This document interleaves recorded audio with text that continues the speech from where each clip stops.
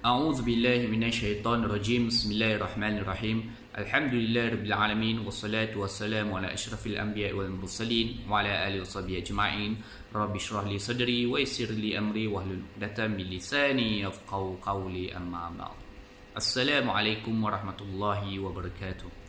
Alhamdulillah, bersyukur kehadrat Ilahi dengan limpah dan kurnianya dapat lagi kita bertemu sekali lagi pada kapsul Ramadan untuk siri yang terbaru pada kali ini, yang mana untuk kapsul Ramadan pada siri ini saya ingin berkongsi kepada anda semua berkenaan dengan 3 amalan yang boleh kita lakukan pada bulan Ramadan ini. Yang mana 3 amalan ini adalah merupakan 3 amalan yang sangat-sangat utama dan juga amalan yang sangat-sangat asas yang boleh kita amalkan sepanjang bulan Ramadan ini. Jadi seperti yang dimaklumkan pada setiap tahun, yang mana pada setiap tahun pada bulan Ramadan, umat Islam di seluruh dunia akan melakukan ibadat berpuasa, yang mana kita semua sebagai umat Islam diwajibkan berpuasa dengan tidak makan dan minum, menahan diri daripada segala makan dan minum dan segala apa perbuatan yang boleh membatalkan puasa daripada terbit fajar sehingga tenggelamnya matahari. Yang mana ini adalah diwajibkan seperti mana yang difirmankan oleh Allah Subhanahu Wa Taala dalam surah Al-Baqarah ayat 183. A'udzubillahi minasyaitonirrajim. Ya ayyuhalladzina amanu kutiba alaikumusshiyam kama kutiba alal ladzina min qablikum la'allakum tattaqun. Wahai orang-orang yang beriman, diwajibkan ke atas kamu untuk berpuasa seperti mana yang diwajibkan ke atas umat-umat ataupun orang-orang yang terdahulu sebelum kamu supaya kamu bertakwa. Jadi itulah antara dalil berkenaan dengan kewajipan kepada kita sebagai umat Islam untuk berpuasa. Jadi apabila tiba pada bulan Ramadan juga, selain berpuasa, ada lagi amalan-amalan yang boleh kita lakukan, amalan-amalan utama yang boleh kita lakukan pada bulan Ramadan ini, yang mana saya akan kongsikan di sini dengan 3 amalan, iaitu yang pertamanya adalah memperbaiki niat kita, memperbaiki dan memperbetulkan niat kita. Sebab apa? Sebabnya segala apa yang kita buat ni bergantung pada niat. Seperti mana yang bersabda, yang Nabi Muhammad sallallahu alaihi wasallam bersabda dalam hadis, iaitu innamal a'malu binniyat, segala perbuatan itu bergantung pada niat. Sebab apa pentingnya niat ini? Sebab pentingnya niat ini ianya membezakan sama ada apa yang kita buat itu adakah merupakan ibadat ataupun adat semata-mata. Jadi kita perbetulkan niat kita bahawa kita berpuasa ini kerana Allah Subhanahu Wa Taala. Bukan kita berpuasa ini semata-mata adalah satu perbuatan yang kita lakukan adat setiap tahun. Tidak. Tetapi kita berpuasa ini kerana Allah Subhanahu Wa Taala, kerana juga sebab diperintahkan oleh Allah Subhanahu Wa Taala. Jadi apabila kita dah perbaiki niat kita, maka insya-Allah dengan niat yang betul, niat yang betul dengan puasa kita itu juga akan diterima oleh Allah Subhanahu Wa Taala, dan dalam masa sama kita akan memperoleh ganjaran dalam amalan puasa kita insya-Allah.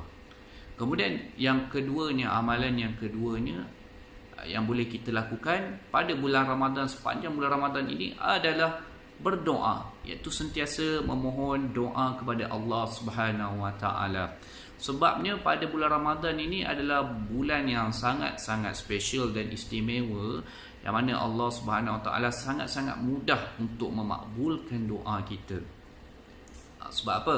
Sebab Nabi Muhammad sallallahu alaihi wasallam juga ada bersabda dalam hadis, yang mana sabda Nabi Muhammad sallallahu alaihi wasallam, thalathah la turaddu da'watuhum.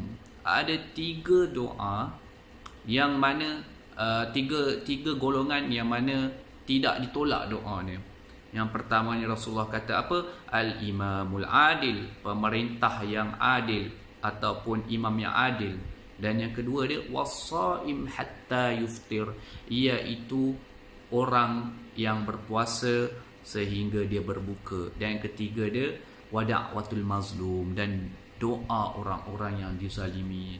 Jadi dalam 3 golongan tu, salah satunya Nabi sebut di dalam hadis adalah orang yang berpuasa.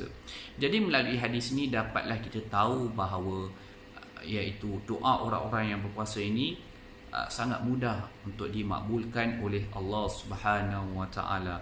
Tambah-tambah lagi pada bulan Ramadan yang mulia ini, sangat-sangat mudah untuk dimakbulkan. Dan tambahan pula Allah Subhanahu Wa Taala bahkan menggalakkan, lagi suka kalau hamba-hambanya meminta kepadanya. Bayangkan kalau kita sebagai seorang manusia biasa, kita fitrah kita sebagai manusia biasa ni, kita tak suka, kurang suka kalau orang ni nak minta-minta kan. Betul. Bayangkan apabila datang seorang pada kita, tak kisahlah siapa pun, kawan kita ke family kita ke, datang pada kita minta nak duit, nak RM10, boleh. Sebagai contohnya. Okey, mula-mula apabila permintaan yang pertama tu bolehlah kita bagi, nak bagi RM10. Kemudian esok datang lagi orang yang sama minta kat kita nak lagi RM10 boleh. Dah kenapa pula ni kan, kita mula dah mempersoalkan kenapa tiba-tiba minta-minta ni, minta lagi. Dah bukan ni last kali membuatkan kita rasa macam menyampah pun ada, betul. Jadi itu adalah satu naluri dan fitrah kita sebagai manusia. Kita tak suka orang yang sentiasa minta-minta dekat kita. Kalau sekali dua tak ada apa-apa salah, tapi dah banyak kali tu kita dah rasa macam tak selesa. Tetapi Allah Subhanahu Wa Taala yang merupakan Tuhan kita yang Maha Agung, dan bahkan Tuhan yang punya sifat Al-Ghani, iaitu Maha Kaya, suka kita untuk minta-minta, suka kita untuk kita berdoa kepadanya. Bahkan Allah ada sebut, wa qala rabbukum ud'uni astajib lakum. Dan surah Al-Ghafir ayat 60, Allah kata, mintalah padaku, doalah padaku, astajib lakum, nescaya aku akan makbulkan atau perkenankan. Jadi itu antaranya. Yang kedua, berkenaan dengan kita banyakkan berdoa pada bulan Ramadan ini. Tak kisahlah doa apa pun, doa sama ada kita menjadi seorang yang soleh ataupun solihah, ataupun berjaya dunia akhirat, atau apa-apa saja doa-doa yang baik untuk kita. Kemudian yang ketiganya adalah memperbanyakkan bacaan Al-Quran. Kerana apa? Kerana pada bulan Ramadan ini adalah bulan Al-Quran. Bukan saja bulan Al-Quran semata-mata, bahkan bulan Ramadan ini kalau mengikut sejarahnya adalah bulan yang diturunkan Al-Quran. Seperti mana yang difirmankan, ada terdapat dalam surah Al-Baqarah ayat 185. A'udzubillahi minasyaitonirrajim. Syahrul Ramadan allazi unzila fihi al-Quran hudan linnas wa bayyinatin minal huda wal furqan. Yang mana maksud ni adalah pada bulan Ramadan inilah diturunnya Al-Quran. Diturunnya Al-Quran, kemudian hudan linnas, yang menjadi petunjuk kepada umat manusia seluruhnya, wa bayyinatin minal huda wal furqan, dan juga merupakan keterangan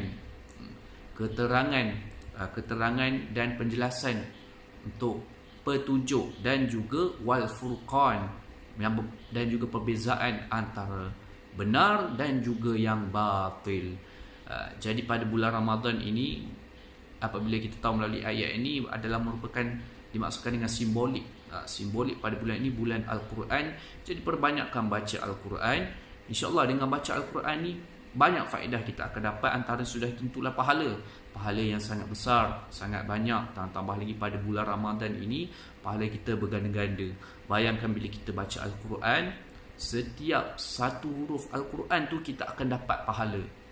Setiap satu huruf, bukannya setiap satu perkataan, tetapi satu huruf. Seperti alif, lam, mim. Alif itu satu huruf, lam tu satu huruf, mim tu satu huruf. Kita dapat pahala untuk ketiga-tiga huruf tersebut. Ini adalah bertepatan dengan hadis Nabi SAW. Nabi ada bersabda, Nabi kata apa? Nabi kata, man qara'a harfan min kitabillah falahu bihi hasanah.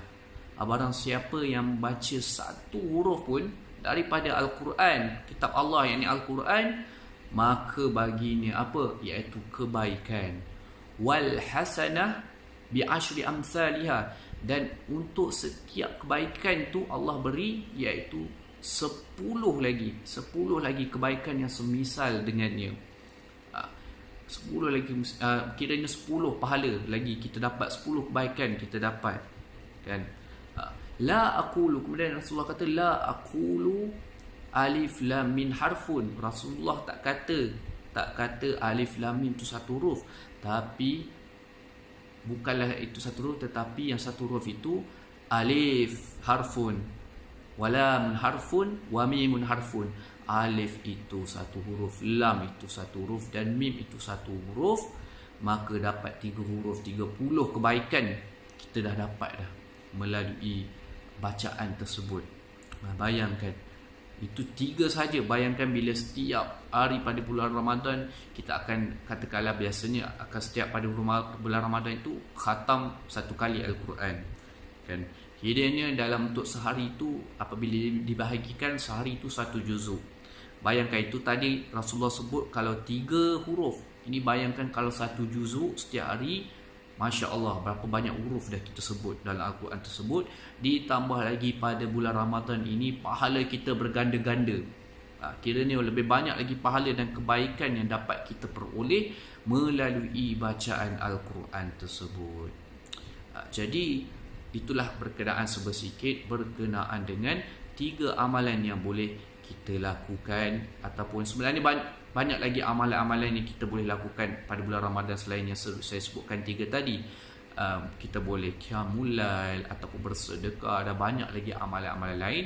Jadi apa yang saya sebutkan 3 tadi adalah merupakan 3 antara utama, yang utama ni dan juga yang umum, dan juga merupakan 3 yang asas, yang sekurang-kurangnya kalau kita buat benda ni, 3 benda ni pada bulan Ramadan setiap tahun, insya-Allah.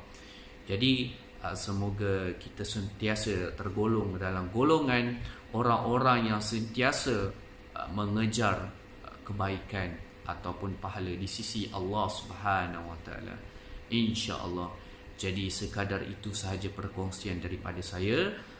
Apapun segala yang baik itu datang daripada Allah Subhanahu Wa Taala, dan segala yang buruk itu datang daripada kekurangan saya sendiri. Jadi semoga perkongsian pada kali ini bermanfaat kepada kita semua, insya-Allah. Assalamualaikum warahmatullahi wabarakatuh.